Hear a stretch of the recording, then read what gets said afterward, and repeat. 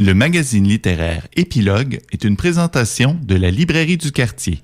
Merci à ce précieux partenaire et à leur équipe de libraires. Vos prochaines lectures vous attendent au 1120 Avenue Cartier. On vous parlait de liberté et de sexualité. L'autre livre dont je veux parler rapidement, Monologue d'une non-monogame dans la salle de bain d'un sous-sol de Karine Martel, c'est publié chez Hamac et c'est vraiment un monologue. Tu l'as lu toi aussi, Annie. Oui. C'est une femme qui descend dans la salle de bain. Oh, le titre dit tout. Exactement. Cette femme non monogame qui est donc dans un polyamour, elle va en visiter un de ses amants, elle descend dans la salle de bain et là, en étant là-bas, commence à réfléchir sur sa vie, ses habitudes. Il y a quelque chose là au départ, on dit « Ah, c'est très scandaleux, on est limite. » là. Donc, elle pratique la non-monogamie. Donc, elle a avec son chum une entente. Elle a le droit d'avoir du polyamour, donc des relations externe, avec d'autres personnes. Et oui, elle est très ouverte, donc gars-fille, personne queer, elle explore, elle s'amuse, et tout en étant quand même assez... c'est pas aussi extrême et sexuel que ça pourrait l'être.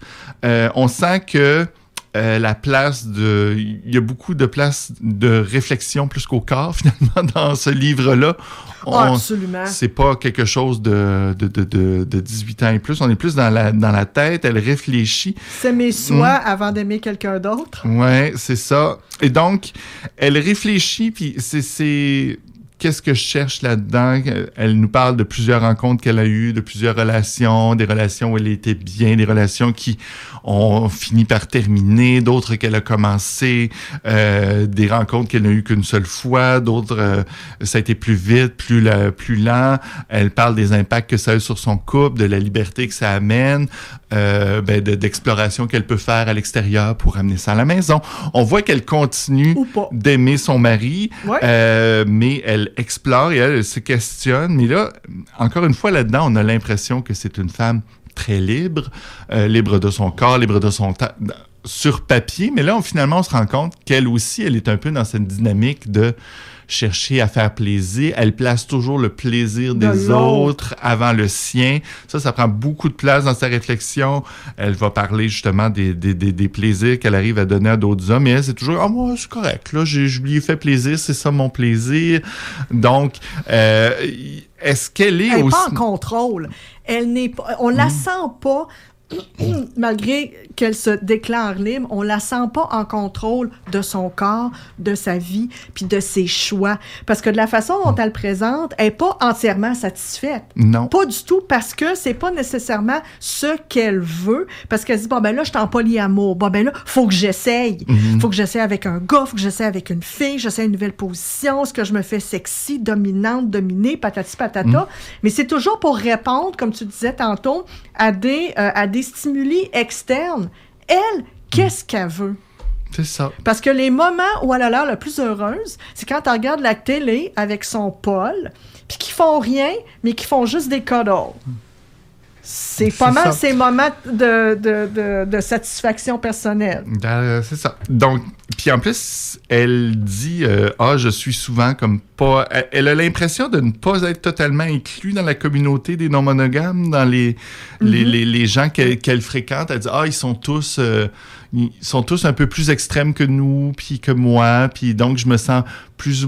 comme j'étais pas... Encore une fois, c'est la recherche. C'est comme si elle recherchait partout de l'acceptation, de l'amour, et même en étant dans ce mode de vie si singulier, elle n'arrive pas à combler son besoin d'amour. Donc, il y a beaucoup de sous-questions auxquelles on n'a pas vraiment de réponse. On aurait le goût qu'elle se pose ces questions-là. Elle se les pose pas tout à fait assez. On voit qu'elle... Même, elle continue de chercher dans ce modèle-là. C'est un livre très court. Oui. C'est un monologue. C'est un long paragraphe, comme on l'a dit. Paragraphe. C'est un paragraphe.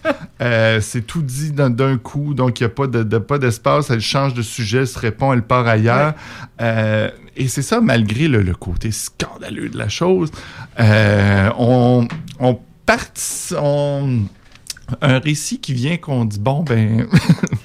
Ben, moi, je l'ai senti un peu molle dans tout ça, un peu vanille. Puis, tu sais, à la base, je m'attendais pas à des scènes sexues absolument démentielles. Moi, je mets ça sur ma liste, puis j'essaie ça en fin de semaine. Tu sais, c'est pas ça du tout, mais il aurait fallu que ça nous démontre un peu plus sa quête. Parce que, comme tu le disais, on dirait que sa quête, c'est sur l'acceptation de son corps de femme, fin trentaine, début quarantaine.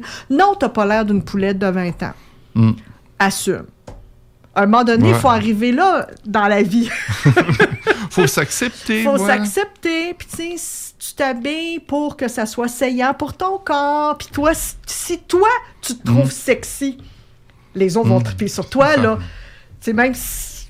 Ben, voilà. Voilà. Donc, une réflexion sur comment elle peut arriver à se plaire elle-même avant de chercher à plaire aux autres, peut-être. Elle a fait beaucoup de règles, c'est ça qu'elle nous dit en 4e de couverture, pour son couple. J'ai créé beaucoup de règles pour qu'on ne s'égare pas. Ces règles-là, je les ai toutes enfreintes. Mais est-elle plus heureuse et c'est quoi vraiment le bonheur pour elle? Voilà ce qu'on lui souhaite de trouver. Elle n'est pas libre. Voilà. Donc... Et c'est ça, c'est pas le premier livre aussi. Elle fait référence à certains autres ouvrages sur le polyamour, notamment le livre de Catherine Dorion. Elle parle aussi il y a une bibliographie intéressante à la fin aussi, si vous voulez peut-être pousser davantage la réflexion. Il y a quelques références pas mal le fun. Voilà, donc à lire aussi, si le cœur vous en dit. Monologue d'une non-monogame dans la salle de bain d'un sous-sol. C'est chez Hamac et c'est écrit par Karine Martel.